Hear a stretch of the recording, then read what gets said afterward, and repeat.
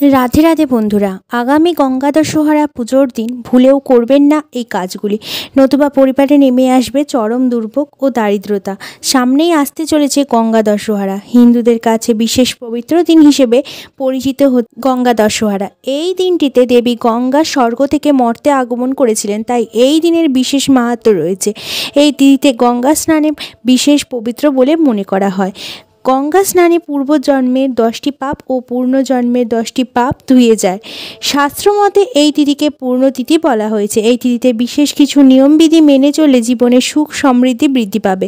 তার সাথে সাথে কিছু বিধিনিষেধও আছে যেগুলি অবশ্যই পালন করা উচিত। তার পাশাপাশি আমরা জানব এই বিশেষ দিনে গঙ্গা স্নানের বিশেষ সময়। আগামী রবিবার পড়েছে গঙ্গা দশহরা। পঞ্জিকা অনুসারে গঙ্গা স্নানের শুভ সময় এই বছর দশহরা পড়েছে 16ই জুন, রবিবার দিনে। গঙ্গা স্নানের জন্য সবচেয়ে ভালো মুহূর্ত হলো ব্রহ্ম মুহূর্ত। এছাড়াও এর শুভ সময় হচ্ছে সকাল 7:08 থেকে 10:37 পর্যন্ত। 10 রকমের পাপক্ষয় করার জন্য দশহরার দিনে এই সময় গঙ্গা স্নান করতে পারেন। গঙ্গা স্নানের পর দান ধ্যান করা খুব মহৎ কাজ বলে মনে করা হয়। এই দিনে গঙ্গা স্নান করে তারপর গঙ্গা দেবীকে 10টি প্রদীপ জেলে 10টি ফুল এবং 10টি ফল দিয়ে পুজো করলে বিশেষ পূর্ণ ফল লাভ করা যায়। তবে লক্ষ্য রাখতে হবে এই তিথিতে কোনো অকর্ম করা যাবে না, তাহলে পূজা করার কোনো পূর্ণ ফলই লাভ করা হবে না। সেদিন যারা গঙ্গা নদীতে স্নান করতে পারবেন না, তারা এই দিন স্নান সেরে শুদ্ধ বস্ত্র পরে গায়ে মাথায় গঙ্গার জল ছিটিয়ে নেবেন, মা গঙ্গার পুজো করে নেবেন। প্রথমে যেই কাজটি ভুলেও করবেন না সেটি হলো মিথ্যাচার করা বা মিথ্যা কথা বলা। এই পবিত্র দিনে যদি আপনি কোনো মিথ্যা কথা বলে থাকেন, তাহলে গঙ্গা স্নান করে যে আপনি পাপক্ষরণ করলেন সেটি সম্পূর্ণ বৃথা যাবে।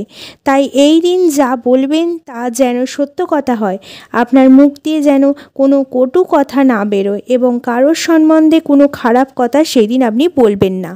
এই দিনটি অত্যন্ত পবিত্র ও পুণ্যের দিন, তাই এই দিনটিকে সঠিকভাবে ব্যবহার করুন। আপনি এমন কোনো কথা বলবেন না যাতে কোনো মানুষরা কষ্ট পায়। দ্বিতীয় যে কাজটি করবেন না, সেদিন পশু ও পাখিকে ভুলেও আঘাত করবেন না। এই দিন গঙ্গা স্নান সেরে গরিব ও দুস্থদের অন্ন ও বস্ত্র দান করতে পারেন।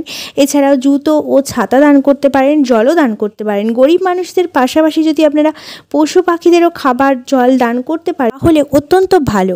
পশু পাখি যদি এই দিন আপনার বাড়িতে আসে, তাদেরকে তাড়াবেন না, আপনার রান্না করা রুটি বা ফল খাওয়াতে পারেন। তৃতীয় যে কাজটি ভুলেও করবেন না, এই দিন আমিষ জাতীয় খাবার ভুলেও খাবেন না। এই দিন ভুলেও গাছ কাটবেন না। এই দিন যদি পারেন গাছ লাগান, কিন্তু ভুল করেও এই দিন গাছ কাটবেন না। আর ভুল করেও অযথা জল নষ্ট করবেন না। বৃক্ষরোপণ করা ও জল সংরক্ষণ করে রাখা দশহরার দিনে অত্যন্ত পুণ্যের কাজ, তাই এই দুটি কাজ করবার চেষ্টা করবেন।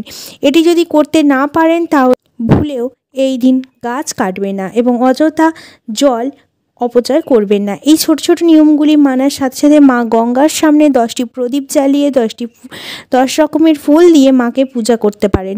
তাহলে এই জন্মের ও পূর্বজন্মের পাপ ক্ষয় হয়। আশা করি আপনাদের ভিডিওটি উপকারে আসবে। সম্পূর্ণ ভিডিওটি দেখার জন্য অসংখ্য ধন্যবাদ।